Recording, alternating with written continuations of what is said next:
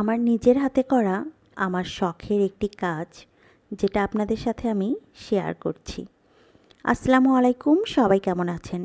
আশা করছি সবাই অনেক ভালো আছেন, সুস্থ আছেন। আপনাদের দোয়ায়, আল্লাহর রহমতে আমরাও অনেক ভালো আছি, আলহামদুলিল্লাহ। সকালবেলা উঠে নাস্তা খাওয়া আমাদের শেষ, আর এখন আমি চলে যাব দোকানে।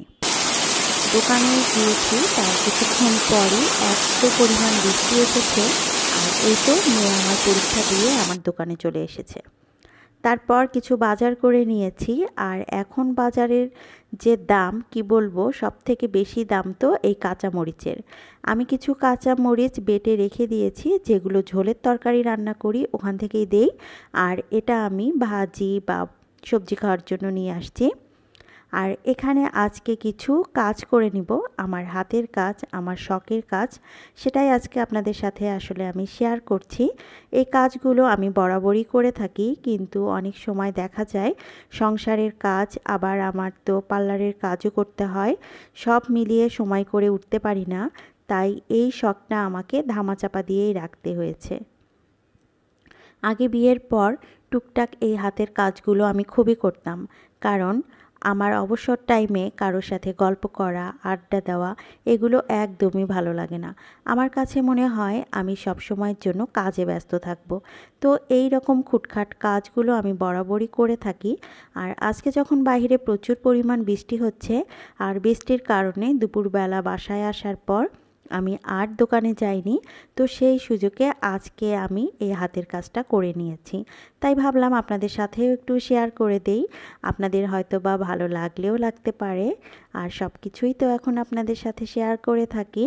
এটা আসলে আমার যে আয়নাটা আমি ডেকোরেশন করেছি, এটার ফাইনাল লুক।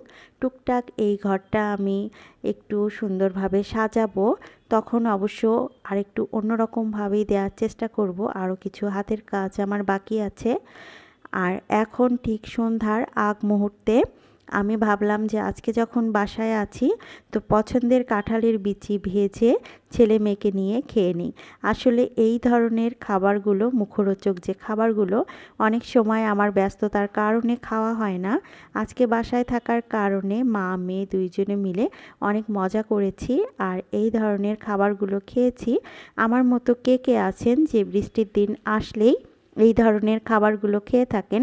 এই ধরনের খাবারগুলো কিন্তু অনেকেই পছন্দ করেন, কিন্তু দেখা যায় সময় মতো আসলে খাওয়া হয় না। কারণ এই খাবারগুলো খেতে হয় ঠিক বিকাল টাইমে, তা না হলে সকাল ঠিক 11টার মধ্যেই খেতে হয়। আসলে অনেকের কিন্তু ব্যস্ততার কারণে ওই টাইমগুলোতে এই শখের খাবারগুলো আর খাওয়া হয় না, তাই না? তারপর মেয়ে আমাকে এখানে চা বানিয়ে দিয়েছে, তো সেটাই এখানে খেয়ে নিচ্ছি, চা খাচ্ছি। আর একটা গাছের দিকে আমার নজর গেল। এই গাছটা আমার নষ্ট হতে ধরে আবার ঠিক হয়ে গিয়েছে, আলহামদুলিল্লাহ। আমার ঘরে যত কিছুই থাক না কেন, সবুজ গাছ না থাকলে আমার কাছে তেমন ভালোই লাগে না। আমার মনে হয় আমার রুমটা সবুজে গাছে ভরা থাকবে, সেটাই আমার কাছে বেশ ভালো লাগে। কিছু গাছ আরও লাগাবো। বাইরে প্রচুর পরিমাণ বৃষ্টি শুরু হয়েছে কয়েকদিন থেকে, যার কারণে হয়ে উঠছে না।